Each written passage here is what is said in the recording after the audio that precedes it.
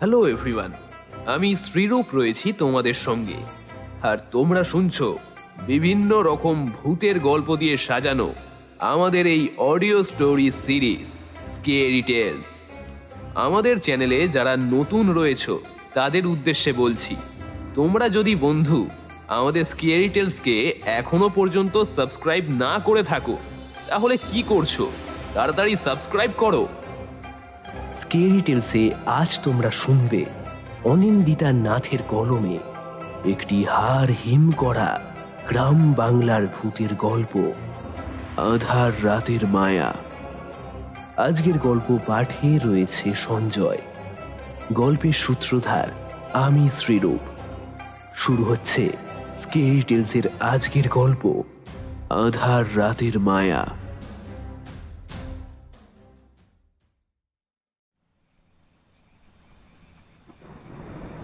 অন্ধকার মেঘাচ্ছন্ন রাত্রি, টিপটিপ করে বৃষ্টি পড়ছে সেই সন্ধে থেকে। বিজলিবাতির অভাবে গ্রামের মানুষ সন্ধে হলেই নিজেদের ঘরের দৌড় দেয়। গ্রামের দিকে রাতে কিছু হওয়া মানে এক মহা বিপদ। জমিদার মশাইকে খবর দিলে তবে গিয়ে গরুর গাড়ির ব্যবস্থা করা যায়। তবে এবারে বিপদ অন্য কারণ নয়, স্বয়ং জমিদার মশাইয়ের মেয়ে একাদশীর। দিন 15 ধরে তার ভারী জ্বর। কবিরাজ, গ্রামের কমল ডাক্তারের ওষুধ খেয়েও কিছুতেই কম হচ্ছে না। শেষে কে যেন খবর দিল কলকাতায় ভূপেন ডাক্তারকে ডেকে আনতে। এই দিন 15 জ্বরে একেবারে বিছানার সঙ্গে লেগে গেছে মেয়েটা। মাঝে মাঝে চোখ উল্টে যায় রাতে, দাঁতে দাঁত লেগে খিঁচুনি আসে। তখন যায় যায় অবস্থা। তাই আর দেরি না করে জমিদারবাবু তার একমাত্র শ্যালক তপনকে পাঠালেন কলকাতায় গিয়ে ভূপেন ডাক্তারকে সঙ্গে করে নিয়ে আসার জন্য। বাড়ি থেকে বেরোনোর সময় জমিদার পত্নী তার ভাইয়ের হাত দুটো ধরে বলেছিল, বাবা তপন, যেভাবেই হোক ডাক্তারবাবুকে নিয়ে আসিস বাবা। তুই যতদিন না ফিরবি আমি মা ষষ্ঠীর থানে হত্যে দিয়ে পড়ে থাকবো বাবা, নিয়ে আসিস কিন্তু। দিদি তুমি চিন্তা করো না, ডাক্তারবাবুকে না নিয়ে আমি গ্রামে ফিরবো না। বহু সাধ্য সাধনা করে এমনকি 3 গুণ বেশি টাকা দেওয়ার প্রতিশ্রুতি দিয়ে তাকে রাজি করিয়েছেন তপন। তাদের গন্তব্য ইন্দিরাপুর, যদিও সেই গ্রামে কোনো স্টেশন নেই। ইন্দিরাপুর, হারকাটা, সীতাপুর 3টে গ্রাম মিলিয়ে একটা স্টেশন। সেখান থেকে 2টো গ্রাম পেরিয়ে তবে ইন্দিরাপুর পৌঁছানো সম্ভব। স্টেশনে ট্রেন থেকে নামবার পর তপনের মাথায় হাত। সন্ধে থাকতে যদি ট্রেনটা পৌঁছে দিত তাহলে অন্তত গরুর গাড়ি পাওয়া যেত। কিন্তু এখন তো প্রায় মাঝরাত। ভূপেন ডাক্তার একেবারে চুপ হয়ে গেছেন পরিস্থিতি দেখে। স্টেশনে ওদেরকে নামিয়ে দিয়ে ট্রেনটা যখন বেরিয়ে গেল তখন স্টেশনে ওরা দুজন ছাড়া আর কেউ নেই। জামাইবাবুকে তো বলা ছিল, তিনি কি গরুর গাড়ি পাঠাবেন? এইসব চিন্তাভাবনা করার মাঝেই ঝমঝমিয়ে বৃষ্টি নামল। তাড়াতাড়ি স্টেশনের টিনের ছাউনির নিচে ডাক্তারকে দাঁড় করিয়ে ভিজতে ভিজতে স্টেশন থেকে বেরিয়ে গেল তপন। কাঁচা মাটির পথ বৃষ্টিতে ভিজে একেবারে পাঁক হয়ে গেছে। সাবধানে না হাঁটলে পা পিছলে একেবারে প্রপাত ধরণীতলে পতিত হবে। স্টেশন থেকে নামার পর এক ফোঁটা আলো চোখে পড়েনি, যদিও গ্রামের মানুষ এসবে অভ্যেস আছে। তবে ডাক্তারের কথা ভেবে চারিদিকে আরেকবার চোখ ঘোরায় তপন। একেবারে ঘুটঘুটে অন্ধকার। পকেট থেকে ছোট টর্চ বের করে চারিদিকে আলো ফেলতেই 2টো চকচকে লাল চোখ দেখে দুপা পিছিয়ে আসে। ঠিক তারপরেই একটা শব্দ শুনে বুঝতে পারল গরুর গাড়ি ওই বট গাছের নিচে দাঁড়িয়ে। আবার ভালো করে আলো ফেলে দেখে ঠিক যা ভেবেছিল তাই। গাছের নিচে একটা গাড়ি বাঁধা রয়েছে। গরুগুলো বৃষ্টির জলে সমানে ভিজে যাচ্ছে। সেইখান থেকেই তপন হাঁক পাড়ে, মহিম নাকি রে? বৃষ্টির শব্দে কথাটা হয়তো মহিমের কানে পৌঁছল না। গাড়িটা একইভাবে গাছের তলায় দাঁড়িয়ে আছে দেখে মাটিতে পা পড়তেই কাদায় পা আটকে গেল। শরীরটাকে টানতে টানতে কোনো মতে গরুর গাড়ির সামনে পৌঁছতেই দেখে ছইয়ের মধ্যে বসে মহিম ঘুমোচ্ছে। এই বেয়াদব, কখন থেকে ডাকছি আর তুই এখানে বসে ঘুমোচ্ছিস? হুড়মুড়িয়ে উঠে বসে। কে কে? গাড়ির মধ্যে থাকা টিমটিমে হ্যারিকেনের আলো বাড়িয়ে দিতে তপনকে দেখতে পায় সে। মাথা চুলকে একটু অপরাধী ভাব এনে মহিম বলে, আগে বাবু, বসে থাকতে থাকতে ঘুম এসে গিয়েছিল, কিছু মনে করবেন নি। বড়বাবু আপনার জন্য কাল থেকে গাড়ি পাঠিয়ে রেখেছিল। আমি রোজ রাত্রিরে এসে গাড়ি নিয়ে অপেক্ষা করি, আবার ভোরবেলা চলে যাই। বসে থাকতে থাকতে তো ঘুম এসেই যায়। আজও ভেবেছিলাম আপনারা আসবেন না। ঠিক আছে ঠিক আছে, গাড়িটাকে স্টেশনের কাছে নিয়ে আয়। ডাক্তারবাবুকে আমি স্টেশন থেকে ডেকে নিয়ে আসছি। আর বলছি, ছাতা এনেছিস? ছইয়ের ভেতর থেকে একটা ছাতা বার করে এগিয়ে দেয় মহিম। গাড়িতে উঠতেই ভূপেন ডাক্তার এই প্রথম মুখ খুলল।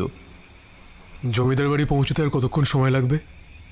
তপন জবাব দিতে যাবে তার আগেই মহিম বলতে শুরু করে, শুকনো দিনে স্টেশন থেকে ইন্দিরাপুর পৌঁছতে গরু গাড়িতে ঘন্টা 2 সময় লাগে। তবে বৃষ্টির দিনে সময়টা বলা যায় না। নয়নাজুলির জল যদি বাঁধের উপর উঠে আসে, তবে ও পথে গরু নিয়ে যাওয়া একদমই হবে না। গরুর পা পিছলে গেলে গাড়ি নিয়ে নয়নাজুলিতে পড়লে চোরার স্রোত কোথায় টেনে নিয়ে যাবে কেউ বলতে পারবে না। সেইবার তো মল্লিকদের। ডাক্তারের মুখ দেখে তপন থামিয়ে দিয়ে বলে, বাড়ি পৌঁছতে পৌঁছতে ভোর হয়ে যাবে, চিন্তা করবেন না। মহিম খুব পাকা লোক, ও সাবধানেই আমাদেরকে নিয়ে যাবে। খালি ওর দোষের মধ্যে দোষ হলো ভীষণ বেশি কথা কয়। শেষের কথাগুলো দাঁতে দাঁত চেপে বলল তপন। শুকনো কাপড় দিয়ে নিজেদের পরিষ্কার করে গরুর গাড়িতে উঠে বসে ওরা। ডাক্তারের মুখ এখনো থমথমে। হয়তো ভিতরে ভিতরে রেগে আছেন, কিন্তু নিজের দায়িত্ব কর্তব্যের খাতিরে কিছু বলতে পারছেন না। তপন একটু আমতা আমতা করে ডাক্তারকে বললেন, বলছি, রাতে তো কিছুই খাওয়া হলো না, একটু মুড়ি গুড় খাবেন? ওপাশ থেকে ছোট্ট একটা উত্তর ভেসে আসে, না। তপনেরও বেজায় খিদে পেয়েছে, কিন্তু ডাক্তার না খেলে তার খাওয়া চলে না। চুপ করে বসে থাকে ওরা গাড়ির ভিতরে। বৃষ্টিটা এখন একটু কমেছে, পোস্তদানার মতো জল উপর থেকে পড়ছে। গরুগুলো মাঝে মাঝেই ডেকে উঠছে, হয়তো বলতে চায়, এই বৃষ্টির মধ্যে আর যাব না, একটু বিশ্রাম দাও। কিন্তু তা করলে তো হবে না। গাড়িটা যখন স্টেশনের বড় রাস্তা থেকে গ্রামের রাস্তায় ঢুকলো, চারিদিকে তাকিয়ে ডাক্তারের বুকটা একটু কেঁপে উঠল। হ্যারিকেনটা গাড়ির ভেতরে একটা আঁকশি দিয়ে ঝোলানো আছে। গাড়ির চলার সাথে সাথে হ্যারিকেনটা ধীরে ধীরে দুলছে, আর শিখাটা মাঝে মাঝেই লাফিয়ে উঠছে। জলের ফোঁটা পড়লেই চিমনিটা যে কোনো মুহূর্তে ফেটে যাবে, তাই সেটাকে ভেতরের দিকে রাখা হয়েছে। এই অন্ধকারের রাস্তা চিনে নিয়ে যেতে পারবে? ডাক্তারের প্রশ্নে মহিম বাইরে থেকে বলে, চিন্তা করবেন না ডাক্তারবাবু, ওই রাস্তা আমার হাতের তালুর মতো চেনা। সারা জীবন তো এই করেই গেল আমার। আপনি শুধু জমিদারবাবুর মেয়েকে ঠিক করে দিন। এই গ্রামে ওরকম মেয়ে আর দুটো নেই। কথাটা শুনে ডাক্তার যেন মনে একটু সাহস পেল। শব্দ করে গরুর গাড়ি এগিয়ে চলেছে মাটির রাস্তা দিয়ে। মহিম মাঝে মাঝে সুর করে দেশওয়ালি ভাষায় কিছু গান করছে। কোন দিন আসিবে বন্ধু কইয়া যাও রে, ও প্রিয় বন্ধু। আকাশের গায়ে বিদ্যুতের রেখাগুলো কাঁকড়া বিছের মতো মাঝে মাঝে ফুটে উঠছে। রাস্তাটা যেখানে দুদিকে ভাগ হয়ে গেছে, সেখানে এসে গরুগুলো তীব্র চিৎকার করে থেমে যায়। ছইয়ের ভিতর থেকে তপন খানিক বিরক্ত হয়ে জিজ্ঞেস করে, কিরে, থামলি কেন? সামনে কেউ একজন দাঁড়িয়ে আছে ছাতা হাতে নিয়ে। ওই দেখেন দাঁড়ায় আছে কর্তাবাবু। রাত বিরেতে এই জঙ্গলে কে দাঁড়িয়ে? ডাক্তারের কণ্ঠ থেকে স্পষ্ট বোঝা যাচ্ছে যে তিনি ভয় পেয়েছেন। তপন সে কথার উত্তর না দিয়ে মহিমের উদ্দেশ্যে বলে, আমরা হাড়কাটা গ্রামে পৌঁছে গেছি। না কর্তা, হাড় কাটার জঙ্গলের মুখে ওই দেখেন বাদিকের রাস্তায়। কথা শেষ হওয়ার আগেই সেই আবছা অবয়ব দূর থেকে চিৎকার করে, আমি সীতাপুর গ্রামে যাব, আমায় একটু নিয়ে যাবেন? বৃষ্টির মধ্যে আটকে গেছি। ছইয়ের ভেতর থেকে তপন মাথাটা বের করে লোকটার দিকে তাকায়। টর্চের আলোটা তার দিকে ফেলতেই লোকটা ছাতা দিয়ে নিজের মুখটা আড়াল করে। এগিয়ে আসে গরুর গাড়ির দিকে। মহিন গাড়ির মধ্যে বসেই রাম রাম করে যাচ্ছে। তপন একটা ধমক দিয়ে বলে, দেখতে পাচ্ছিস তো মানুষ। ও যেন একটু চুপসে গেল। লোকটার পোশাক দেখে মনে হচ্ছে এখানকার নয়, শহরের লোক। গরুর গাড়ির সামনে এসে ছাতা বন্ধ করে ছইয়ের মধ্যে একবার উঁকি মেরে বলে, আমি এখানে বড় বিপদে পড়ে গেছি। আসলে মাঝপথে যে এত জোরে বৃষ্টি নামবে সে বিষয়ে কোনো ধারণাই ছিল না। কোথায় যাবেন? তপনের প্রশ্ন শুনে লোকটা বলল, আমি সীতাপুর যাব। কিন্তু এই গাড়ি তো ইন্দিরাপুর যাবে। ওখানে নামিয়ে দিলেই হবে। ভোর হয়ে গেলে ওখান থেকে শহরে যাওয়ার জন্য কিছু একটা ঠিকই পেয়ে যাব। বৃষ্টিতে পথের ধারে অন্তত সারা রাত তো ভিজতে হবে না। আচ্ছা, উঠে আসুন। তপনের সম্মতিতে লোকটা যেন ধরে প্রাণ ফিরে পেল। গাড়ির ভেতর আরেকজন লোক আসায় জায়গাটা একটু কম হয়ে গেল। লোকটার কাক ভেজা অবস্থা দেখে একটা শুকনো কাপড় এগিয়ে দেয় ভূপেন ডাক্তার। হাত পা মুছে নিয়ে ওরা ঠিক হয়ে বসলেই মহিম হ্যাট হ্যাট করতেই গরুগুলো চলা শুরু করে। ভূপেন ডাক্তারের মুখ দেখে মনে হচ্ছে এতক্ষণ পর একটা শহরের লোক বেশ স্বস্তি পেয়েছে। তা মশায়ের এত রাতে এখানে কি ব্যাপার? তপনের প্রশ্নে লোকটা সামান্য হেসে বলে, আমি একটা কাজে এসেছিলাম, তাতেই এই বিপত্তি। হ্যারিকেনের সেই মিটমিটে আলোয় লোকটা খানিকক্ষণ ডাক্তারের দিকে তাকিয়ে বলে, আপনাকে কোথায় যেন দেখেছি। নমস্কার, আমি ভুবন অধিকারী। আমি যদি খুব ভুল না হই তাহলে আপনি কি সেই কলকাতার নামকরা ডাক্তার? তপন এবারে আগেই উত্তর দিল, আগে হ্যাঁ, উনি সেই নাম করা ডাক্তার। আসলে আমার বোনের মেয়ের শরীরটা ভীষণ খারাপ হয়েছে। 15 দিন ধরে বিছানার সঙ্গে একেবারে লেগে গেছে। সারাদিন ভালো থাকে আর রাতের বেলা কাঁপিয়ে জ্বর আসে। ম্যালেরিয়া? তার ডাক্তারবাবু কুইনাইন এনেছেন তো? ভূপেন ডাক্তার প্রশ্ন করে। আপনি ডাক্তার? আগে না, আমার নাম শ্রীনাথ মল্লিক। আমি একসময় বিখ্যাত ডাক্তার পরিমল সাহার কম্পাউন্ডার ছিলাম। উনি গত হওয়ার পর আর ওই কাজ করিনি। আসলে আমার একটা অদ্ভুত নেশা আছে, পুরনো বই সংগ্রহ করা। কিছুদিন আগে এক বন্ধুর মুখে খবর পেয়েছিলাম এই হাড়কাটা গ্রামে জমিদার বাড়িতে একটা বহুমূল্য পুঁথি পড়ে আছে। চিঠি লিখে জমিদারবাবুকে জানতে চেয়েছিলাম সেটা একবার দেখতে চাই। জমিদারবাবু আমায় আসার অনুরোধ জানিয়ে চিঠি পাঠালেন। দিন তিনেক ওখানেই ছিলাম। খুবই সজ্জন মানুষ। দেখলেন সেই পুঁথি? হ্যাঁ, মহামূল্যবান সেই পুঁথি। তবে আসার সময় উনি আমায় একটা উটকো অনুরোধ করে বসলেন। কীরকম? তপন নড়ে চড়ে উঠল। ঝোলা থেকে একটা লাল কাপড়ে মোড়া খাতা বের করে শ্রীনাথ বললেন, জমিদারবাবুর ছোট ভাই সুবিমল বাড়ির সঙ্গে অশান্তি করে পরিচয় গোপন করে অন্য গ্রামে পরিচয় বদল করে থাকতে শুরু করে। সেখানকার শিরেস্তার সামান্য একটা খাতা লেখার কাজে বহাল হয়। বছরখানেক সেখানে কাজের পর হঠাৎ সুবিমল অসুস্থ হয়ে পড়ে। তখন তার প্রায় মরমর অবস্থা। জমিদারবাবুর কাছে যখন চিঠি পৌঁছায় তখন তিনি ভাইকে আনতে ছুটে যান, কিন্তু উনি বাঁচাতে পারেননি। তার মৃত্যুর পর জিনিসপত্র খুলে একটা খাতা খুঁজে পেয়েছিলেন। জমিদারবাবুর মতে সেই অভিশপ্ত খাতার জন্যই নাকি তার পরিবার শেষ হতে বসেছে। আমি যেন খাতাটা দূরে কোথাও বিসর্জন করি। কি এমন আছে ওই খাতায়? আপনি পড়েছেন? হ্যাঁ, পড়েছি। তবে সেই খাতা পড়ার পর আমার যেন মনে হচ্ছে জমিদারবাবু ভুল কিছু বলেননি। ডাক্তারের ভ্রুজোড়া বেঁকে গেছে। এরকম মনে হওয়ার কারণ? দেখুন না, জমিদার বাড়ি থেকে বেরিয়ে রাস্তা ভুল করে জঙ্গলের মধ্যে হারিয়ে গেলাম। তারপর যখন রাস্তা খুঁজে পেলাম তখন এই মুষলধারে বৃষ্টি শুরু হলো। ভাগ্যিস আপনাদের পেলাম, না হলে যে কি হতো।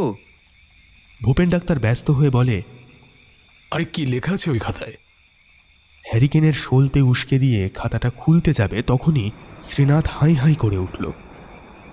আরে খুলবেন না, খুলবেন না, খাতার মধ্যেই পুঁথিটা আছে। আমি ভুলবশত ওটা পড়ে ফেলেছি। বইটার সঙ্গে একটা অভিশাপ জড়িত রয়েছে। আপনাদের সেই ঘটনা বলছি, শুনুন। গাড়ির ছইয়ের মধ্যে তখন কারোর মুখে কোনো কথা নেই। শ্রীনাথ বলতে শুরু করে। যেমনভাবে লেখক লিখে গেছেন আমি সেই ভাষাতেই বলছি। চারিদিকের মাটি কালচে লাল, বাতাসে শুকিয়ে যাওয়া রক্তের আঁশটে গন্ধ।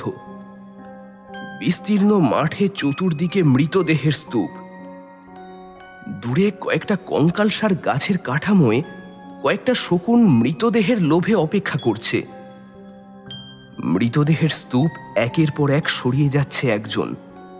চাঁদের আলোয় জায়গাটাকে পরিত্যক্ত শ্মশানের মতো দেখাচ্ছে। অন্ধকারে গা মিশিয়ে কেউ একের পর এক মৃতদেহের স্তূপে আগুন ধরিয়ে দিচ্ছে। একটা মরা গাছের নিচে আমি পড়ে আছি। রোজ ওইখানে পড়ে থাকি। বারবার এই দৃশ্য চোখের সামনে ভেসে ওঠে, আর ঠিক তারপরেই আমি ঘুম ভেঙে জেগে উঠি। হাতের কাছে খাতাটা খুঁজে পেতে আমি আবার পড়তে শুরু করলাম। দেখলাম নতুন কিছু দৃশ্য যুক্ত হয়েছে। কমলা রঙের আগুনের মৃত্যু দূত ছুটে আসছে ওই গাছের দিকে, যেখানে আমি রোজ পড়ে থেকে মৃত্যুর উৎসব দেখি। মনে হয় যেন কোনো যুদ্ধক্ষেত্র। আমি বুঝতে পারছি না আমার সাথে ঠিক কি হচ্ছে। গত মাসে পুরনো খাতাটা জমিদার বাড়ির গুদাম ঘরে খুঁজে পেয়েছিলাম। কয়েকটা পৃষ্ঠা পড়ে দোকানে চোখ আটকে গিয়েছিল। দিন কয়েক রাতে ভালো ঘুম হতো না। তারপর থেকে শুরু হলো স্বপ্ন দেখা। আশ্চর্য ব্যাপার, আমি স্বপ্নে যা দেখি পরদিন সকালে সেই দৃশ্যগুলো হুবহু খাতার পাতায় লেখা হয়ে যায়। আমি কতবার ভেবেছি ওটা ফেলে দেবো, কিন্তু কিন্তু আমি পারিনি। এখন মেনে নিয়েছি কোনো এক ভয়ঙ্কর অভিশাপ আমার পিছু নিয়েছে। রাতে ঘুম না হওয়ায় চেহারায় সেই প্রভাব পড়তে শুরু করলো। সেরেস্তার কাজে ভুল হয়। একদিন নায়েব মশাই আমাকে ডেকে খুব বকা দিলেন। তারপর আমার দিকে কড়া নজর রাখতে রাখতে বললেন, তুমি কি কোনো সমস্যায় আছো? এসব কথা ওকে কি বলা যায়? আমি ভাবছি। এমন সময় উনি আবার বললেন, তোমার শরীর ভালো নেই মনে হচ্ছে। আজ বিকেলে তোমাকে এক জায়গায় নিয়ে যাব। আমি মাথা নেড়ে বেরিয়ে এলাম। নায়েব মশাইয়ের কাছ থেকে বেরিয়েও কাজে মন লাগছে না। এমন সময় চাকর রামহরি আমায় বলল, এগে নাইব মশাই দিয়েছেন, স্নান করে নতুন কাপড় পরে তৈরি হয়ে নেন, আপনারে মাজারে নিয়ে যাবে। আমি অবাক হলাম। ওকে তো কিছুই বলিনি। তাহলে হয়তো রামহরি আমার মনের কথা বুঝতে পারল। ফিসফিসিয়ে বলল, নায়েব মশাই অনেক কিছু দেখতে পান, চিন্তা করবেন না, ওই মাজার খুব নাম করা, আপনার সব সমস্যা দূর হয়ে যাবে। স্নান সেরে নতুন কাপড় পরে বেরোতেই দেখি গরুর গাড়ি নিয়ে একজন আমার অপেক্ষা করছে। ছইয়ের মধ্যে আমি একা বসে আছি। আমার একটু চিন্তা হচ্ছে। চালক এক মনে গাড়ি চালাচ্ছে। গরুগুলো থেকে থেকে বিকট স্বরে চিৎকার করে উঠছে। আমি জিজ্ঞেস করলাম, আচ্ছা নায়েব মশাই কোথায় তুমি জানো? নায়েব মশাই তো আগেই মাজারে চলে গেছেন। আপনাকে আমি ঠিক পৌঁছে দেব, আপনি চিন্তা করবেন না। মাজারে গিয়ে উপস্থিত হতেই লোবান আর গুগুলের গন্ধে এতদিনের ভারী ভাবটা মুহূর্তে কেটে গেল। একটা কুঁড়ে ঘরের মধ্যে পীর বাবা, নায়েব মশাই আর আমি বসে আছি। সাহেব একেবারে গম্ভীর। আমি কিছু বলতে চেষ্টা করতে আমায় হাতের ইশারায় চুপ করতে বললেন উনি। কিছুক্ষণ ওইভাবে বসে থাকতে থাকতে হঠাৎ আমার ভীষণ ঘুম পেল। আমি দেয়ালে হেলান দিয়ে ঘুমিয়ে পড়লাম। হঠাৎ আবার সেই স্বপ্ন ভেসে উঠল। এক নারী রাজপোশাক ছেড়ে দাসীর পোশাক পরে নিল। তার হাতে একটা কাপড়ের টুকরো, রক্তে সেটা ভিজে আছে। ওর চোখ দুটো জলে ভরা, কিন্তু তবুও এক ফোঁটা জল চিবুক অবধি পৌঁছালো না। ধীর পায়ে সে রাজমহলের দিকে এগোলো। তারপর নিজের মনে মনে বলল, ইব্রাহিম, তোমার মৃত্যুর বদলা আমি নিয়েই ছাড়ব। যতদিন না আমি আমার স্বামীর খুনি ওই সম্রাটকে শেষ করব, ততদিন আমার শান্তি নেই, আমার শান্তি। কথা শেষ করে অন্ধকারে নিমজ্জিত রাজমহলের মধ্যে চুপিসারে সে অদৃশ্য হয়ে যায়। ওদিকে রাজমহল তখন আগামীকালের অনুষ্ঠানের প্রস্তুতি নিতে ব্যস্ত। বেগম কাল নিজে হাতে তার ছেলের জন্য ক্ষীর বানাবেন। আগামীকাল তার ছেলের জন্মদিন। রাজধানীতে আজ শোকের ছায়া। নগরীতে আজ প্রতিটা ঘরে ঘরে আল্লাহর কাছে রহমতের প্রার্থনা চলছে। আজান বাজছে, সবুজ চাদরে মসজিদ ভরে উঠেছে। কালো বস্ত্রে নগরবাসী রাজপ্রাসাদের সামনে ভিড় করেছে। অথচ গতকাল এ নগরের চেহারা একেবারে অন্যরকম ছিল। গোলাপের খুশবু আর আতরের সুবাসে পুরো নগর সুবাসিত ছিল।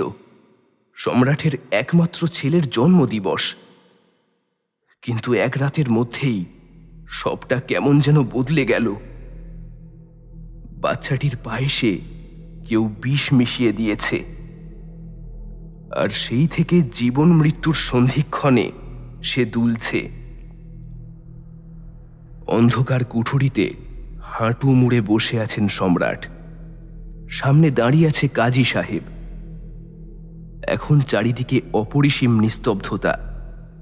দূরে কোনো মসজিদে আজানের গান ভেসে আসছে। কাজী সাহেবের পায়ের কাছে সম্রাট উপুর হয়ে পড়ে অশ্রু বিসর্জন করছেন। আমার ছেলেকে বাঁচান কাজী সাহেব, আমার ছেলেকে বাঁচান। ক্রমাগত বিষক্রিয়া বাড়ছে, কোনো ওষুধেই কাজ হচ্ছে না। নাসিরের শরীরটা যেন ধীরে ধীরে নীল হয়ে আসছে।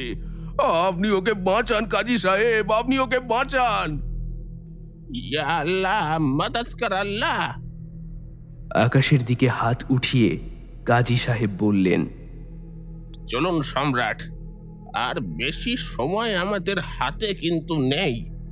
এক্ষুনি বেরিয়ে পড়লে ফকিরের মাজারে পৌঁছাতে পৌঁছাতে সন্ধ্যা হয়ে যাবে। শুধু আমরা দুজন যাব, আর কেউ না। সবটা কিন্তু খুব গোপনে করতে হবে। আমি আর আপনি ছাড়া আর কেউ যেন না জানে। আমি ফকিরের মাজারে লোক পাঠিয়ে দিচ্ছি, ও সব তৈরি করে রাখবে। কিন্তু সম্রাট, এ বড় ভয়ানক খেলা। যে আসবে সে কিন্তু এক হাতে জীবন দেবে আর অন্য হাতে আরেকটা জীবন নিয়ে যাবে। এটা কিন্তু ভেবে দেখুন সম্রাট। নাসিরের থেকে আমার প্রিয় আর কেউ নেই। আমি সব কিছু বিসর্জন দিতে রাজি আছি। শুধু আমার ছেলেকে সুস্থ জীবন দিতে চাই। তার জন্য যে কোনো মূল্য দিতে আমি রাজি, এমনকি আমার সিংহাসনও আমি দিতে পারি। কাজী সাহেব মনে মনে বলেন, জানের বদলে জান। সম্রাট ঘোড়া ছুটিয়ে রাজপ্রাসাদের দিকে চললেন। রাজমহলের কিছু কিছু কক্ষে তখনও অন্ধকার রয়েছে। তিনি বেগমের রাজকক্ষে প্রবেশ করলেন। কাঁদতে কাঁদতে বেগম তখন নিদ্রায় মগ্ন। চোখের কোণে জলের রেখা সুস্পষ্ট, কিন্তু তবুও সম্রাটের মন গলে না। তার অন্ধবিশ্বাসের জন্যই সেই গুপ্ত ঘাতক এই জঘন্য অপরাধ করে পলাতক হয়েছে। ঘৃণায় তার দিক থেকে সম্রাট মুখ ফিরিয়ে নেন। যার সন্তান আজ মৃত্যু শয্যায়, তার এত ঘুম আসে কিভাবে? বেগমের মাথার একটা চুলের প্রয়োজন, কাজী সাহেব আগেই বলে দিয়েছেন।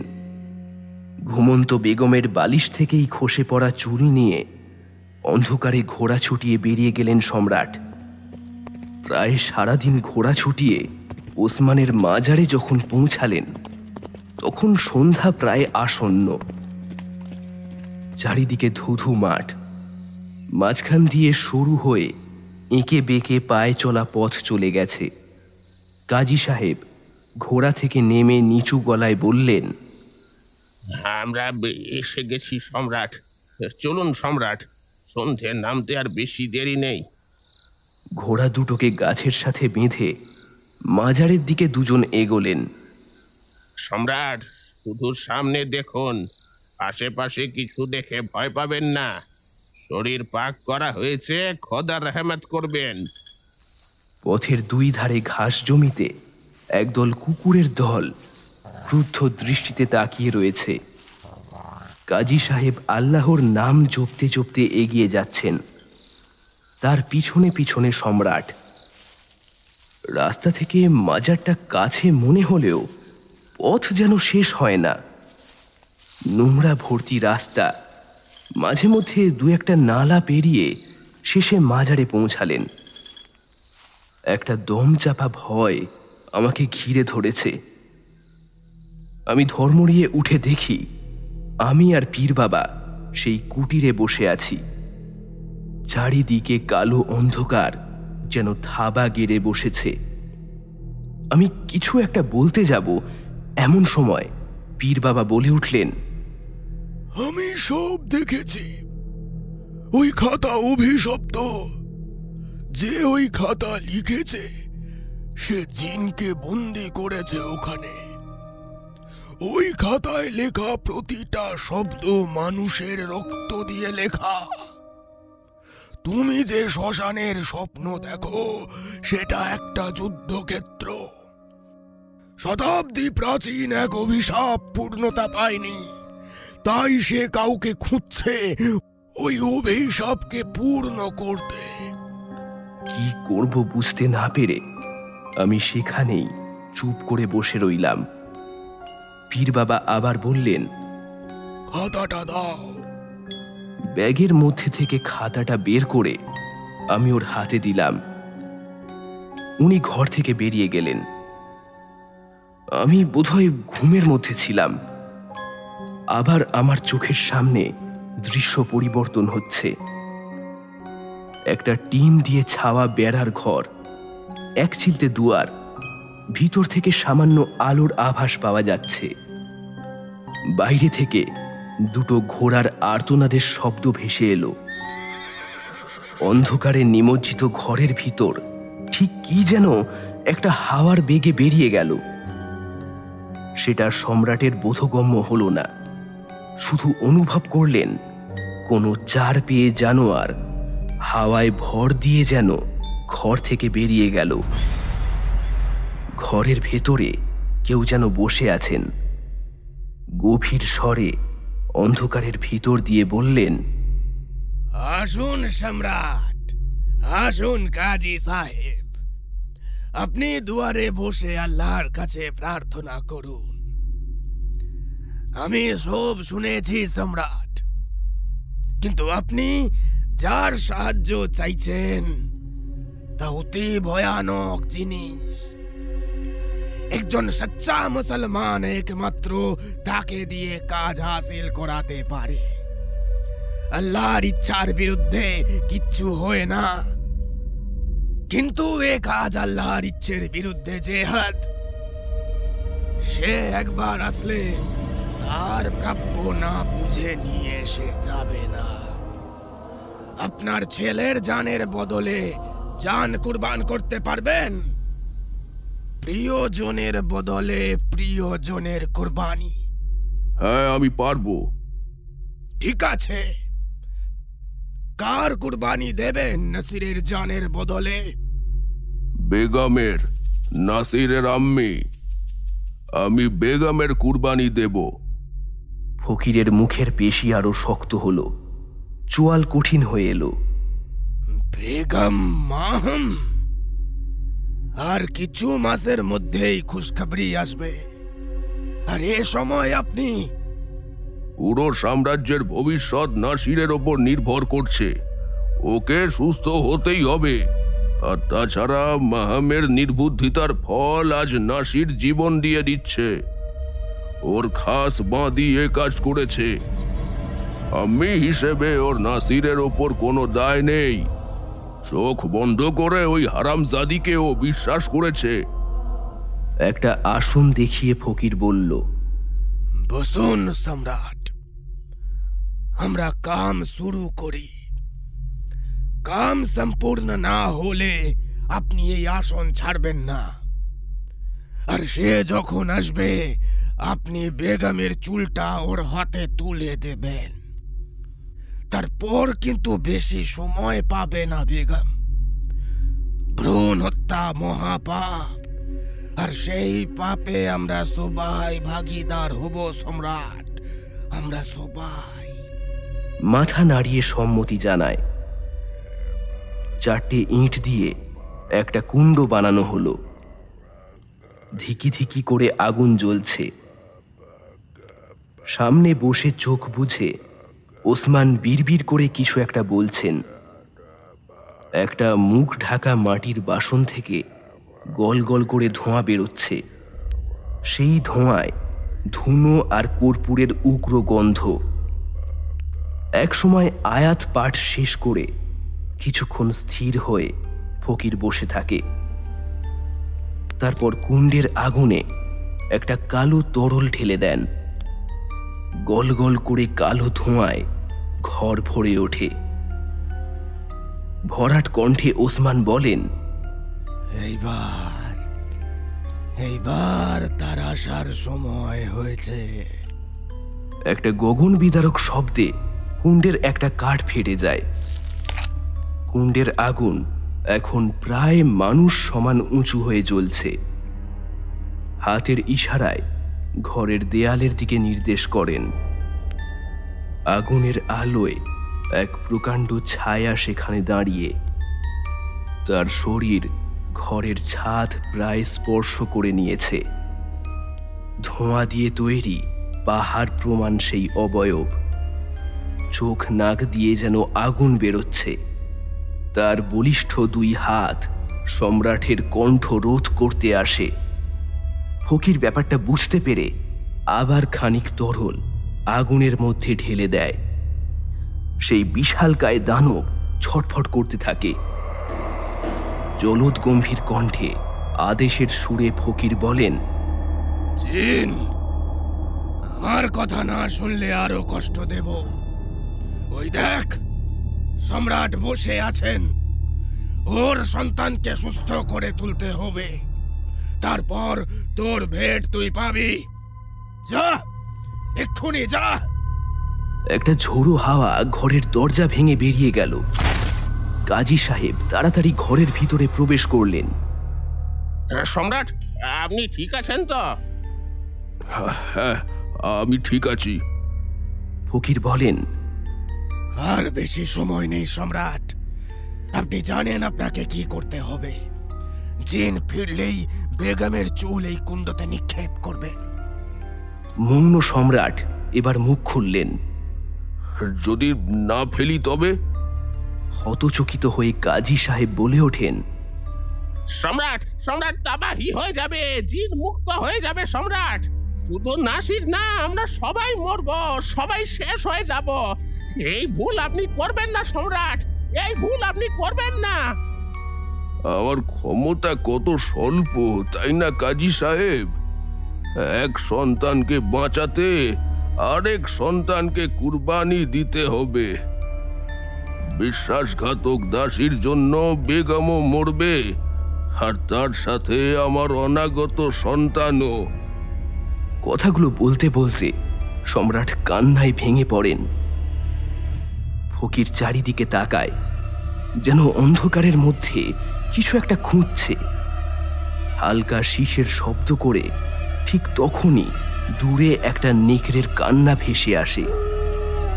উৎকণ্ঠিত হয়ে মাজারের বাইরে এসে আকাশের দিকে হাত বাড়িয়ে বলে, ফিরে আয়, ফিরে আয় জিন, ফিরে আয়। এই নিষ্পাপ প্রাণীগুলো তোর কোনো ক্ষতি করেনি। ফিরে হাঁস জঙ্গলের বাইরে রাখা ঘোড়াগুলো দুবার চিৎকার করেই থেমে যায়।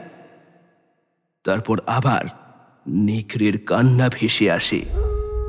ফকির বিদ্যুৎ গতিতে মাজারের ভিতরে এসে বলে, আসছে আসছে, তৈরি থাকুন, আসছে। ও বেশি সময় দেবে না, এতটুকু ভুল হলেই সব শেষ, সব শেষ। পিঠ সোজা করে বসে সম্রাট। কাজী সাহেব সম্রাটের কাঁধে আলতো চাপ দিয়ে ঘরের বাইরে গিয়ে সুর করে আয়াত পড়তে শুরু করেন। হঠাৎ আতরের গন্ধ বাতাসে ভেসে আসে। ফকির বিড়বিড় করে বলেন, ধরে নিয়ে যাওয়া, ওকে নিয়ে যা, ওকে নিয়ে যা। আতরের গন্ধে বেগমের নিষ্পাপ মুখটা ভেসে আসে। ছোট্ট কোনো শিশু যেন সম্রাটকে ডাকছে, আব্বা, আব্বা, আব্বা। পাথরের মতন সম্রাট বসে আছেন। আগুনের কুণ্ড আবার জ্বলে উঠেছে। ঘরের ছায়াটা এবার আগের থেকেও আরো প্রকাণ্ড। তার মুখমণ্ডল ধীরে ধীরে আগুনের দিকে প্রসারিত হচ্ছে। ফকির ধীরে ধীরে বলে, সম্রাট সেই অগ্নিকুণ্ডে ভেট চড়িয়ে দেয়। ফকির ভয়ে আতঙ্কে আর্তনাদ করে উঠে বলে, সম্রাট, না, হে আপনি কি করলেন সম্রাট, হে আপনি কি করলেন? ধীরে ধীরে জিনের শরীরটা ছোট হতে হতে কুণ্ডে মিলিয়ে যায়। আগুনটা নিভে যায়। কুণ্ডে শুধু পড়ে থাকে কালো ছাই। সেই নিশ্ছিদ্র অন্ধকারের ভিতর থেকে সম্রাটের স্বস্তির নিঃশ্বাস ভেসে আসে। ফকিরের কান্নার শব্দ শুনে কাজী সাহেব ঘরে ঢুকেই মাটিতে ধপ করে বসে পড়ে। মাসখানেক পর অসুস্থ সম্রাট আজ শেষ নিঃশ্বাস ত্যাগ করেছেন। সেদিন নাসিরকে বাঁচাতে গিয়ে জিনকে তিনি নিজেকে উৎসর্গ করেছিলেন। চোখের সামনে দৃশ্য মুছে গেল। একটা অগ্নিকুণ্ড থেকে গল গল করে ধোঁয়া বের হয়ে আসছে। আমার সামনে পীর বাবা গম্ভীর মুখে কি যেন পড়ে চলেছেন।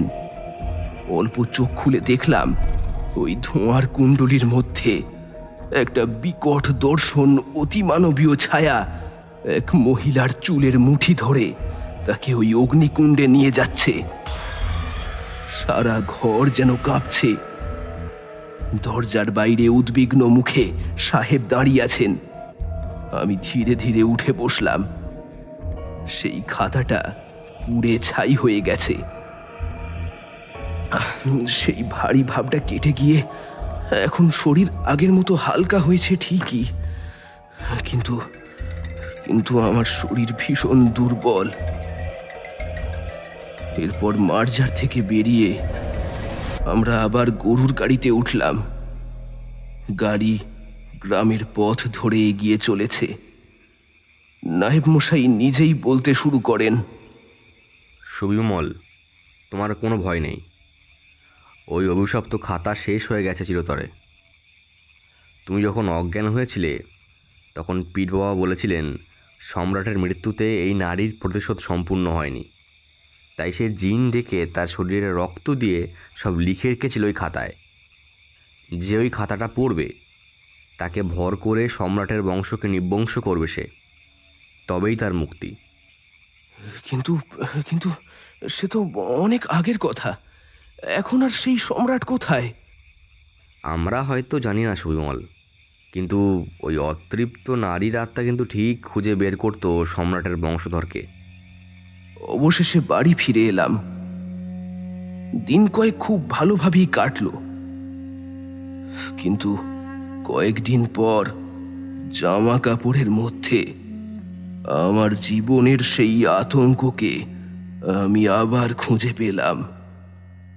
ওই খাতার কয়েকটা ছেঁড়া পৃষ্ঠা জামা কাপড়ের মধ্যেই রয়ে গেছে।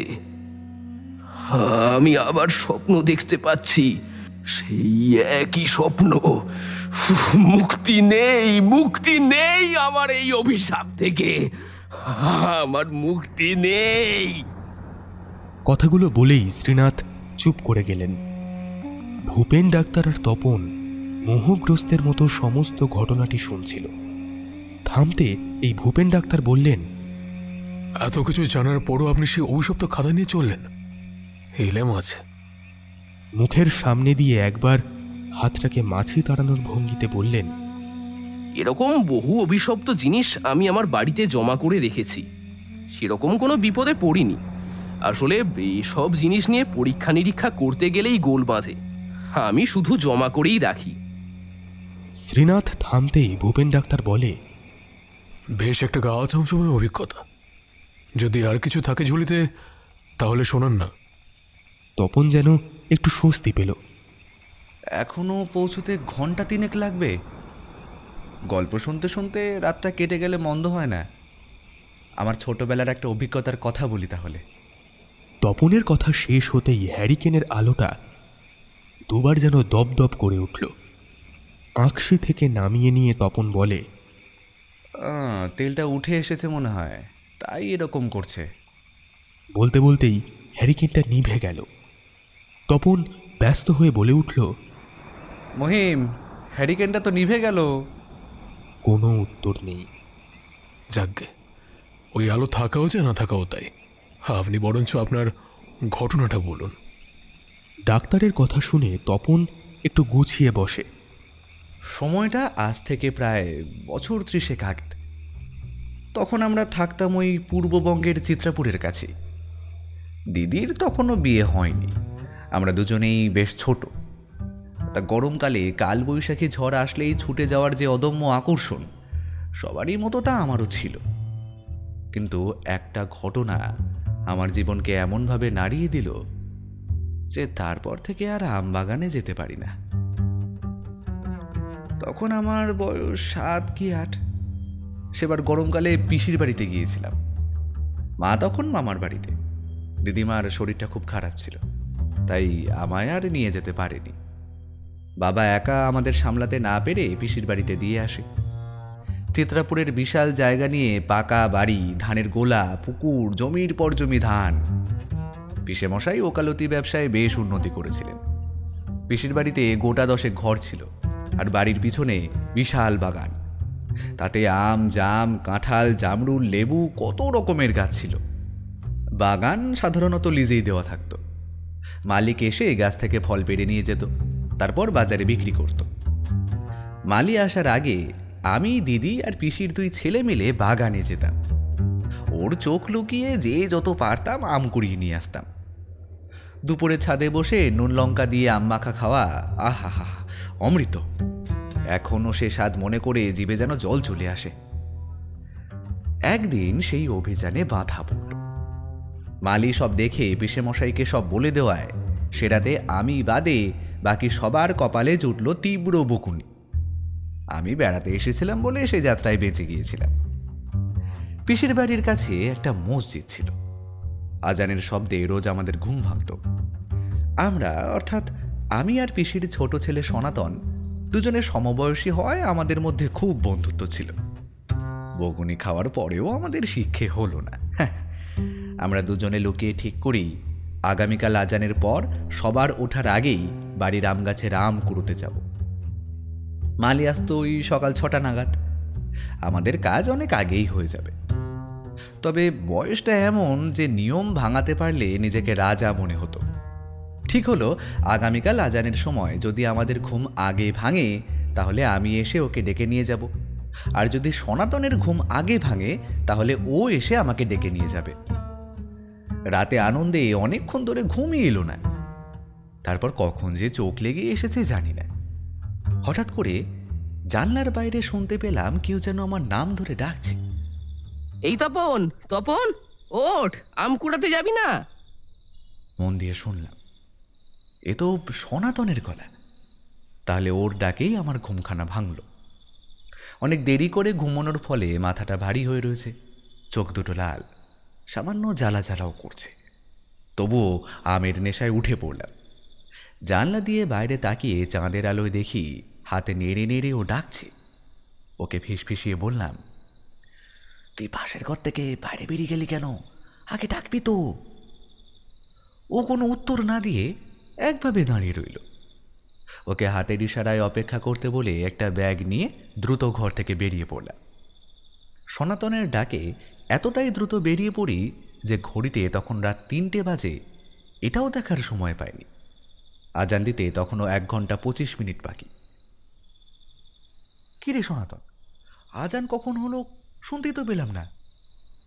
ও একটু হেসে বলল, শুনবি কিভাবে, যেভাবে গন্ডারের মতো ঘুমাস তুই। হে কি যে বলিস, প্রতিদিন তো আজান হওয়ার সাথে সাথেই আমার ঘুম ভাঙে। আজ হঠাৎ কি হলো যে আজানের শব্দই শুনলাম না? ও একটু বিরক্ত হয়ে বলল, এখন এই সব প্যাঁচালি পারবি নাকি আম কুড়াতে যাবি? দেরি হয়ে গেলে কিন্তু আম কপালে জুটবে না, মালি এসে সব বাজারে নিয়ে যাবে। এই বলে সনাতন আরও জোরে হাঁটা দিল।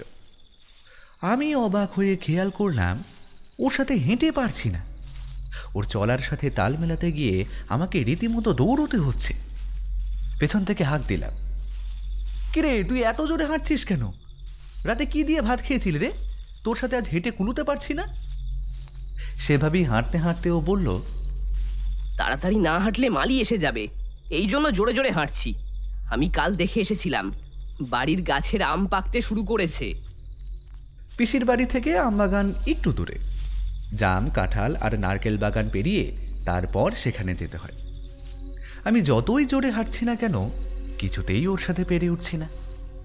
অথচ অন্যান্য দিন সনাতন আমার থেকে অনেক পেছনে পড়ে থাকে। বাগানের কাছে এসে আমি দেখলাম প্রচুর আম ছড়িয়ে ছিটিয়ে আছে চারপাশে। আমি কোমর থেকে ব্যাগটা ছাড়িয়ে আম কুড়োতে লাগলাম। আমি সামনে তাকিয়ে দেখলাম ও আমার থেকে বেশ কিছুটা দূরে গিয়ে আম কুড়োচ্ছে। তপন, এইদিকে আয়, এদিকে অনেক পাকা পাকা আম পড়েছে। আমি ওর ডাকে সাড়া দিয়ে ওর দিকে এগিয়ে গেলাম। সত্যিই তো, এদিকে তো পাকা পাকা আম পড়েছে। আম কুড়োতে কুড়োতে দেখি সনাতন পুকুরে নেমে আম কুড়োচ্ছে। আমিও পুকুরে নেমে আম কুড়োতে লাগলাম ওর দেখা দেখি। আমি হাঁটু জলে আর সনাতন গলা পর্যন্ত জলে ডুবে আম কুড়োচ্ছে। আমি আসার সময় ভুলে ছোট ব্যাগটা নিয়ে এসেছি। আমার ব্যাগে আম ভর্তি হয়ে গেল। তাড়াহুড়ো করে ছোট ব্যাগ নিয়ে আসার জন্য আফসোস করতে লাগলাম। ওকে বললাম, এসো না, তুই আম কুড়োতে থাক, আমি এক দৌড় দিয়ে আমগুলো রেখে আর একটা ব্যাগ নিয়ে আসি। আরে পাগল নাকি, তুই ব্যাগ নিয়ে আস্তে আস্তে মালি এসে যাবে, তখন আর একটাও আম পাবি না। তুই বরং এক কাজ কর, আমি তো 2খানা ব্যাগ এনেছিলাম, তুই একটা নিয়ে নে। আয় এদিকে এসে ব্যাগ নিয়ে যা। আমি ভাবলাম ও ঠিকই বলেছে। এখন ব্যাগ আনতে গেলে আবার বাগান পেরিয়ে যেতে যেতে ভোর হয়ে যাবে। পিসি জেগে গেলে তখন আর এদিকে আসতে দেবে না। ওর কথা ঠিক ভেবে ওর ব্যাগ নিতে এগোলাম। মনে মনে ভাবছি, আর একটা ব্যাগ ভর্তি হলেই আমি অনেক আম পাবো, অনেক মজা হবে, দুপুরে সবাই মিলে আম মাখা খাবো। সনাতন বলল, এদিকে গলা জলে অনেক আম পড়ে আছে, তুই এসে ব্যাগটা নিয়ে যা। আমি ওর কাছ থেকে ব্যাগ আনার জন্য গলা জলের দিকে হাঁটতে থাকি। হঠাৎ করে আমার মনে হলো, আরে ও তো হাঁটু জলে নামতেই ভয় পায়, তাহলে ও কি করে গলা জলে নেমে আম কুড়োচ্ছে? প্রশ্নটা আমার মাথায় আসতেই সারা শরীর আমার কেমন যেন ভারী হয়ে এলো। মনের মধ্যে একটা প্রশ্ন ঘুরছে, যে ছেলে সাঁতার কাটতে নেমে ভয়ে হাঁটু জলে নামে না, এখন কিভাবে অত গভীর জলে নেমেছে? তাহলে জলে যে আম কুড়োচ্ছে সে কি সনাতন নয়? এক পা করে বেশি জলে যাচ্ছে, আর তখন দেখি ওর চেহারা একটু একটু করে বদলে যাচ্ছে। সাদা রক্তহীন ফ্যাকাশে মুখের ভেতর থেকে চেরা জিভ লক লক করে বেরিয়ে এসেছে। আমার অন্তরাত্মা ভয় তখন কেঁপে উঠল। কার সাথে আমি আম কুড়োতে এসেছি? হেসে হেসে কণ্ঠে সেই প্রেত মূর্তি এবার বলে ওঠে, কিরে তপন, হাসছিস না কেন? ব্যাগ নিবি না? আরে এদিকে আয়, ব্যাগটা নিয়ে যা। আমি যে ভয় পেয়েছি সেটা ওকে বুঝতে না দেওয়ার জন্য কাঁপা কাঁপা গলায় বললাম, না রে, আমার ব্যাগ লাগবে না, অনেক আম কুড়িয়ে ফেলেছি, আর কুড়োতে চাই না রে। এবার সেই প্রেত মূর্তি খিক খিক করে হেসে বলে,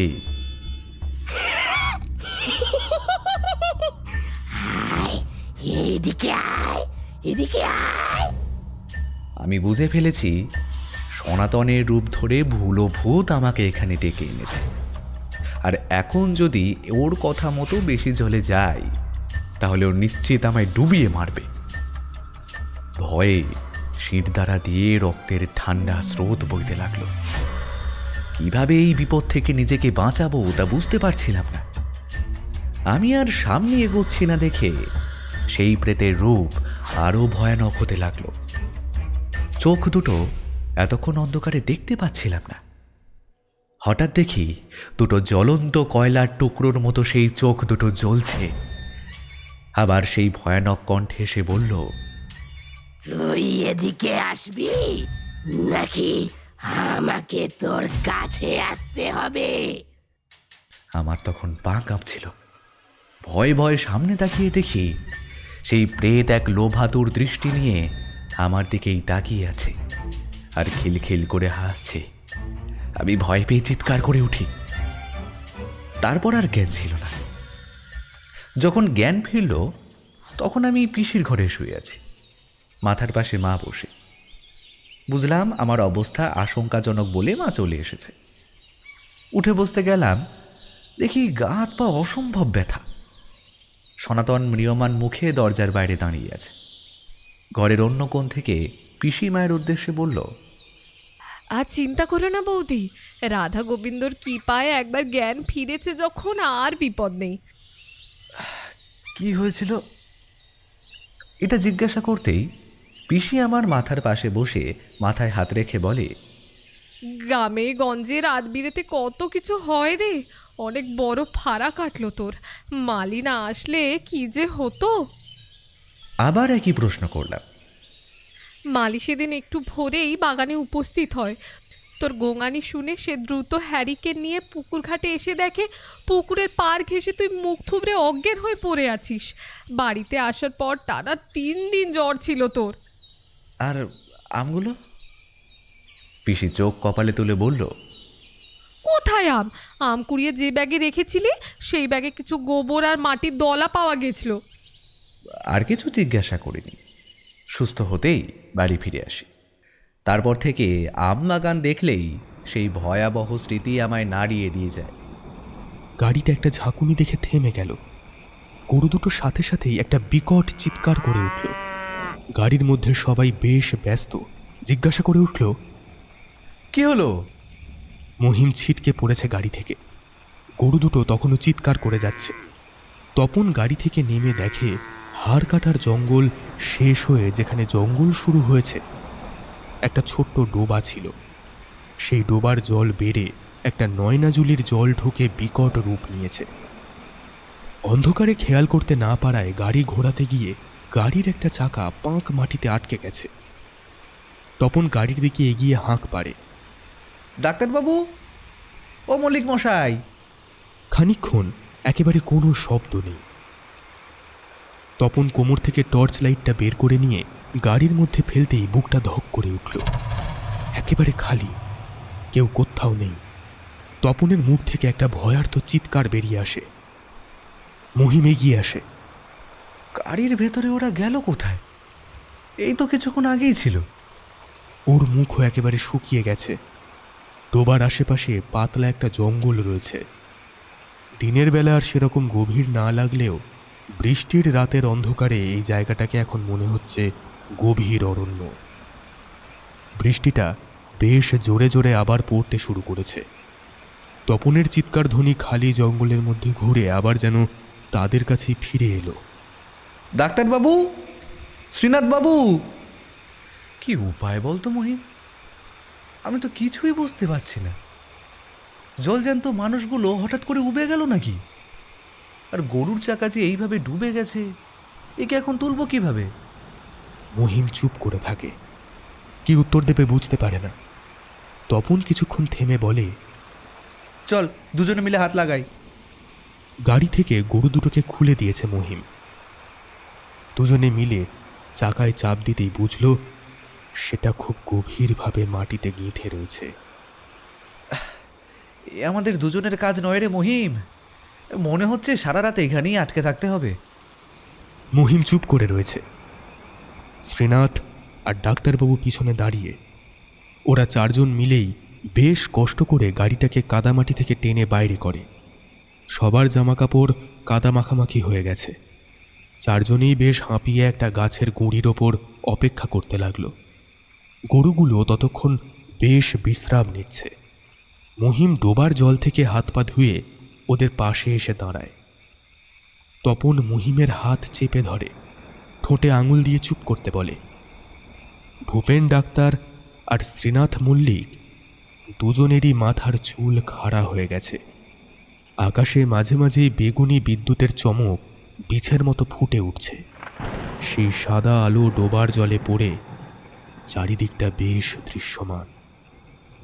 তপন একবার ভেবেছিল চোখের ভুল, কিন্তু না, দু তিনবার একই দৃশ্য দেখে মহিমকে ইশারা করে ওই দিকে দেখতে। একটি অল্প বয়সী মহিলা ডোবার জলের মধ্যে পা ডুবিয়ে বসে আছে। তার দৃষ্টি জলের উপরেই নিবদ্ধ। গাছ কোমর করে শাড়ি পরা, হাতে শাঁখাপলা, খোলা চুলগুলো মাটি অবধি ছুঁয়েছে। তপনবাবু, ওটা কি ছিল? ডাক্তার ফিসফিসের কণ্ঠে জিজ্ঞাসা করে। তপন বলে, এখন আর এখানে কোনো কথা নয়। গরুগুলোকে তাড়াতাড়ি গাড়ির সঙ্গে বাঁধতে গিয়ে এই মহিম বুঝতে পারে ওরা ভীষণ অসহিষ্ণু হয়ে পড়েছে। দড়ি দিয়ে বাঁধা না থাকলে হয়তো এতক্ষণে ছুটে পালিয়ে যেত। অন্ধকার চারিদিকে, কিছুই দেখা যাচ্ছে না। বিদ্যুতের আলো মাঝে মাঝে দৃশ্যমান হলেও ওদের সবার নজর সেই ডোবার দিকেই। যতবারই বিদ্যুৎ চমকাচ্ছে ততবার সেই মহিলাকে দেখতে পাচ্ছে ওরা। ছইয়ের মধ্যে সেই কাদা মাখা অবস্থায় ওরা তাড়াতাড়ি উঠে বসতেই গরুগুলোর পিঠে একটা জোরে লাঠি দিয়ে আঘাত করে। গরুগুলোর আর্তনাদ চলতে শুরু করে, আর সাথে সাথেই একটা জোরে বিদ্যুতের চমক চারিদিক সাদা করে দিল। ওদের সবার দৃষ্টি ডোবার দিকে। সেই মহিলা এখন পুকুরের পাড়ে আর নেই। এবার জলের উপর নজর পড়তেই সবাই কাঠ হয়ে যায়। জলের উপর সেই মেয়েটার মাথাটা বেরিয়ে আছে, তার চুলগুলো ছড়িয়ে আছে গোটা ডোবার জলে। ওর জ্বলন্ত দৃষ্টি গরুর গাড়ির দিকে। একটা গগন বিদারী অট্টহাসি দিয়ে সেই মেয়েটা জলের মধ্যে ডুবে গেল। কারোর মুখে একটা শব্দ নেই। গরুগুলো যেন প্রাণপণ ছুটে চলেছে। ওরা বুঝতে পারছে যে এখান থেকে এখন না বেরোলে জীবন নিয়ে আর ফিরতে পারবে না। গাড়ির মধ্যে সবার অবস্থা অবর্ণনীয়। কারোর মুখে একটা কথা পর্যন্ত নেই। বেশ কিছুক্ষণ চলার পর ভূপেন ডাক্তারই প্রথম মুখ খুলল। ওটা কি ছিল তপনবাবু? তপন নিজেকে খানিকটা সামলে নিয়ে বলতে যাবে, তার আগেই গাড়ির বাইরে থেকে মহিম গলার স্বর খাদে নামিয়ে বলে, শাকচুন্নি, আমি হাতে শাখা দেখেছি। তপন ওর কথায় সায় দিয়ে বলে, কথায় বলে সধবা মানুষ যদি কোনো অতৃপ্ত বাসনা নিয়ে অপঘাতে মারা যায় তাহলে এই প্রেতরূপ পায়। আমরা সময় থাকতে টের পেয়ে যাওয়ায় আর কোনো ক্ষতি করতে পারিনি।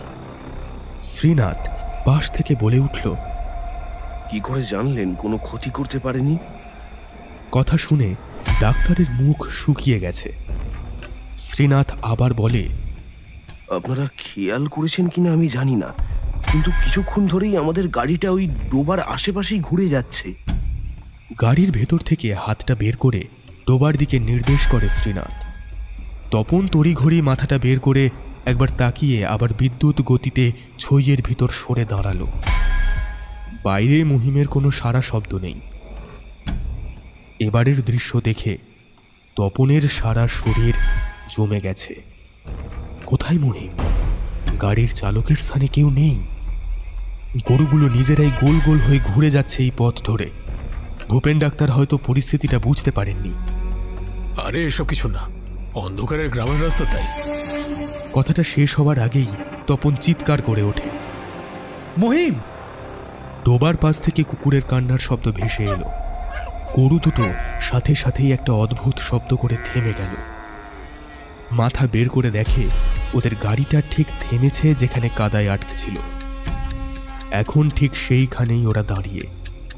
শ্রীনাথ গলাটাকে খাদে নামিয়ে বলে, গ্রামের রাস্তায় ভুলো ভূতেরা এইভাবে ঘুরিয়ে মারে, তবে সবার আগে আমাদের গাড়ির চালককে খুঁজে বের করতে হবে। তপন নিজের পাঞ্জাবির পকেট থেকে দেশলাই বের করে হ্যারিকেন জ্বালাতে গিয়ে দেখে সেটা বৃষ্টিতে ভিজে একেবারে চুপ হয়ে গেছে। আপনাদের কারো কাছে লাইটার আছে? ভূপেন ডাক্তার নিজের কোটের পকেট থেকে লাইটার বের করে দিতে আলো জ্বালানো হলো।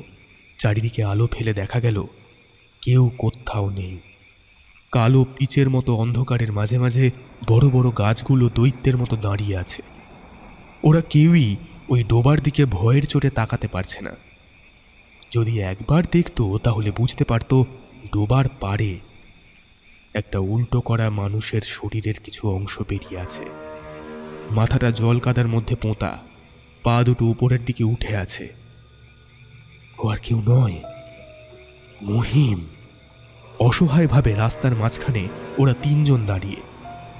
বৃষ্টি নেই ঠিকই, কিন্তু আকাশের মুখ এখনো ভার। তপন ডাক্তারের দিকে তাকিয়ে বলে, ডাক্তারবাবু, ক্ষমা করবেন আমায়। আপনাকে এখানে এনে এরকম বিপদে ফেলার কোনো অভিপ্রায় আমার ছিল না। ভূপেন ডাক্তার কোনো উত্তর দেয় না। শহরের দিকের মানুষের এই ধরনের অভিজ্ঞতা না থাকায় কিং কর্তব্য বিমূঢ় হয়ে পড়েছেন। বেশ জোরে বিদ্যুৎ চমকালো। কয়েক মুহূর্তের জন্য শ্রীনাথের চোখ পড়ে সেই ডোবার জলের দিকে। তারপরই একটা বিকট চিৎকার। ওটা কি? হ্যারিকেনের আলো একটু উস্কে দিয়ে মহিমের মৃতদেহ দেখে তিনজনেই সেখানে পাথর হয়ে জমে গেল। তপন একেবারে ঠান্ডা গলায় বলল, এখানে দাঁড়িয়ে থাকলে মৃত্যু অবশ্যম্ভাবী। আমাদের পায়ে হেঁটে এগোতে হবে। আপনি রাস্তা চেনেন? ভূপেন ডাক্তার প্রশ্ন করে। না, রাস্তা তো চিনি না, তবে একদিক ধরে তো এগোতে হবে, আর দ্বিতীয় কোনো পথও তো নেই। চুপচাপ তিনটে মূর্তি পাথরের মতো এগিয়ে চলেছে জঙ্গলের পথ ধরে। কটা বাজে কে জানে, ভোরুতে আর কত দেরি? বিড়বিড় করে বলে ভূপেন ডাক্তার। শ্রীনাথ একটা দীর্ঘশ্বাস ফেলে বলে, কে জানে এ রাতের ভোর হবে কিনা। তপন একবার পেছনের দিকে তাকিয়ে দেখে থমকে যায়। বড় একটা গাছের গুঁড়ির আড়ালে দাঁড়িয়ে যায়। কি হলো, থামলেন কেন? আর লাভ নেই। ওরা সেই ওই জায়গায় ঘুরে যাচ্ছে। ওই দেখা যায় সেই ডোবা। ওরা সবাই দেখতে পায় বাঁদিকে ডোবাটা এখনো একইভাবে রয়েছে, কিন্তু সেখানে মহিমের শরীরটা আর নেই। গরুর গাড়িটাও রাস্তার মাঝখানে যেখানে ছেড়ে রেখেছিল সেখানে আর নেই। গাছের গুঁড়ির ওপর বসে পড়ে তপন। ভূপেন ডাক্তারের এবার সহ্যের বাঁধ হয়তো ভেঙে গেছে। এখানে বসে বসে কি মৃত্যুর জন্য অপেক্ষা করব? অসহায় দৃষ্টিতে শ্রীনাথের দিকে তাকায় তপন। কি উত্তর দেবে সে নিজেও জানে না। তখনই জঙ্গলের মধ্যে থেকে এবার একটা অদ্ভুত শব্দ ভেসে আসে। কেউ যেন নুপুর পরে ওদের দিকেই আসছে। তিনজনই বেশ জড়সড় হয়ে যায়। এই রাত্রে অন্ধকারে নুপুর পরে কে আসে? ভূপেন ডাক্তার ভয়ের সঙ্গে বিরক্ত মিশ্রিত কণ্ঠে বলে, মানুষের গ্রাম নাকি ভূতের গ্রাম? নুপুরের শব্দটা আবার থেমে যায়। তপন হ্যারিকেনের আলোটা একদম কম করে রেখেছে যাতে তেল বেশি খরচ না হয়। চারিদিকে আরেকবার তাকিয়ে বলে, নয়নাজলি ডুবে গেলে এরকম হয়। কত মানুষ বেঘরে প্রাণ দিয়েছে ওই নয়নাজলির বাঁধের উপর থেকে। কেউ ইচ্ছে করে, কেউ আবার দুর্ঘটনায়। বর্ষার জল যখন নয়নার বাঁধকে ভাসিয়ে নিয়ে যায়, তখন সেই জলের ভেতর থেকে শত শত অতৃপ্ত আত্মারা উঠে আসে ধরাধামে।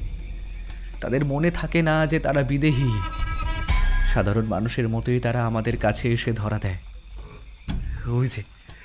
ওই যে ডোবার ধারে যে মেয়েটিকে দেখলাম, সেও হয়তো নয়নাজলির জলে আত্মহত্যা করেছিল বা কোনোভাবে দুর্ঘটনায় মারা গিয়েছিল।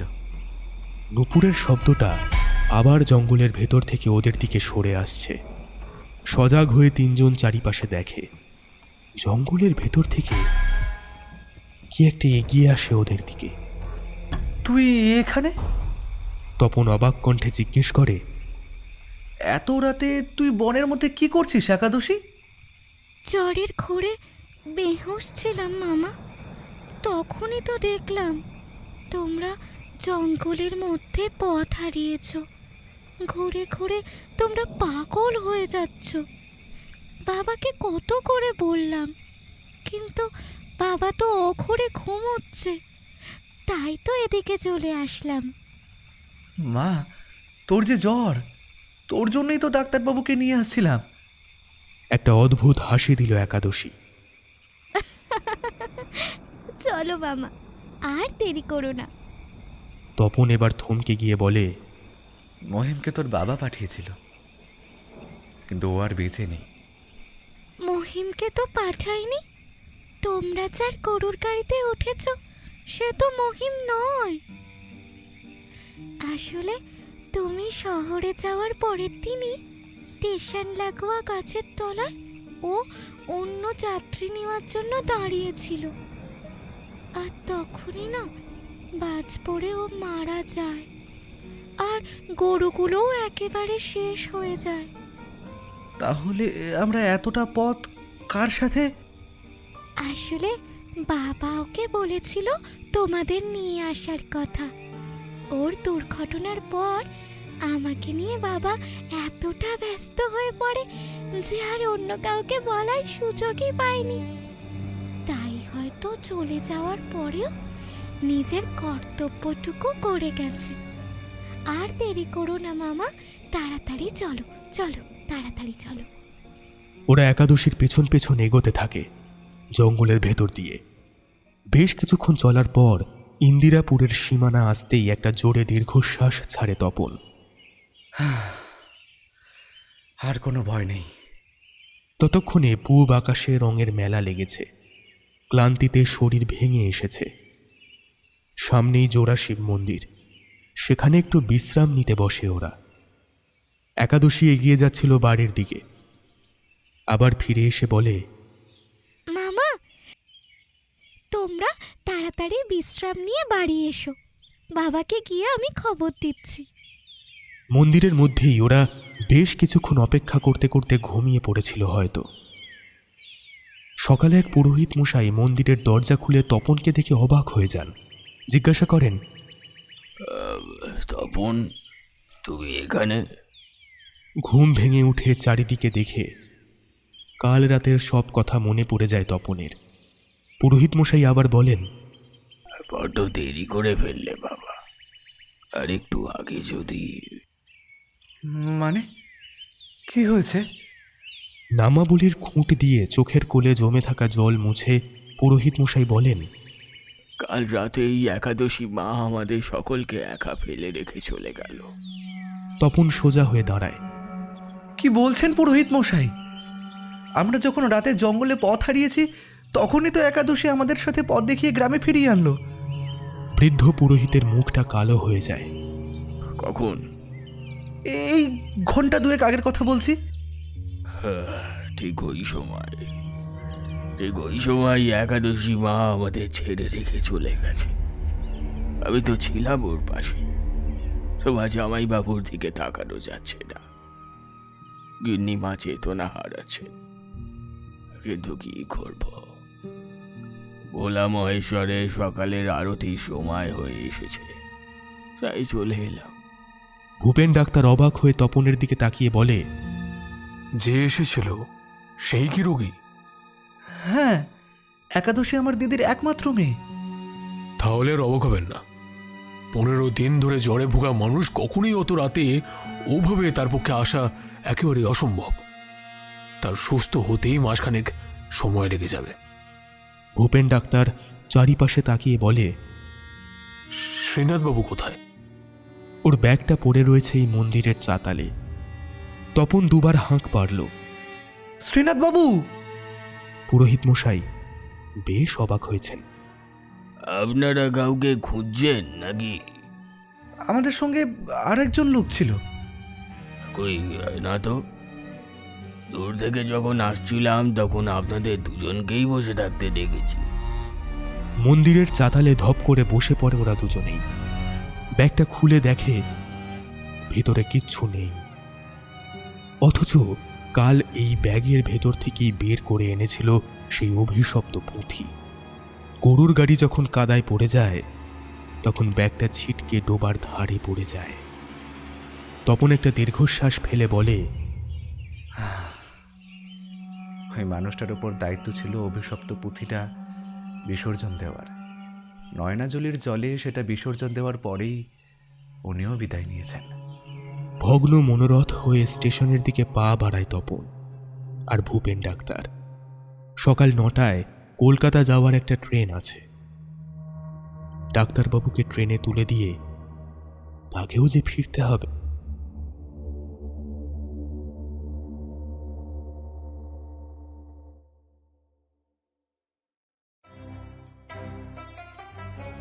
শেষ হলো স্কেরি টেলসের আজকের গল্প আধার রাতের মায়া। রচনা অনিন্দিতা নাথ। গল্প পাঠে সঞ্জয়, শুভ এবং আমি শ্রীরূপ। অন্যান্য ভূমিকায় রুভিনা, অনিকেত, কুমারজিৎ, সঞ্চয়িতা, আর্য এবং আমি শ্রীরূপ। গল্পের sound design web session studio. গল্পের পোস্টার ডিজাইন এবং সমগ্র পরিকল্পনা ও পরিচালনায় আমি শ্রীরূপ। তোমরা তোমাদের লেখা গল্প স্কেরি টেলসে পাঠাতে পারো teamscarytales@gmail.com এই ঠিকানায়। তবে একটা বিষয়ে একটু খেয়াল রেখো বন্ধু, গল্পের শব্দ সংখ্যা যেন ন্যূনতম 5000 হয় এবং অবশ্যই গল্পের সঙ্গে গল্পের একটি 250 শব্দের সামারি তোমরা কিন্তু পাঠিও। তোমরা চাইলে অবশ্যই কিন্তু ফেসবুকে আমার সাথে যোগাযোগ করতে পারো। আমার আইডির লিংক নিচের ডেসক্রিপশন বক্সে আমি দিয়ে রাখলাম। আজ আমরা আমাদের পাশে পেয়েছি স্যাটারডে স্টোরিজ থেকে শুভ, বঙ্গ পরিচয় থেকে অনিকেত, ট্রিনিটি থেকে কুমারজিৎ, ফ্রিকি ফ্রাইডে স্টোরিজ থেকে আর্য এবং হানাবাড়ি থেকে রুফিনাকে। ওদের অসংখ্য ধন্যবাদ আমাদের এই বিশেষ উদ্যোগে আমাদের পাশে থাকার জন্য। ওদের চ্যানেলগুলোর লিংক আমি ডেসক্রিপশন বক্সে দিয়ে রাখলাম। অবশ্যই কিন্তু তোমরা ওদের চ্যানেলগুলো থেকেও ঘুরে এসো এবং ভালো লাগলে ওদের চ্যানেলগুলো সাবস্ক্রাইব করে দিও। তাহলে কেমন লাগলো আমাদের আজকের গল্পটা তোমাদের? অবশ্যই কিন্তু সবাই কমেন্ট করে জানাও।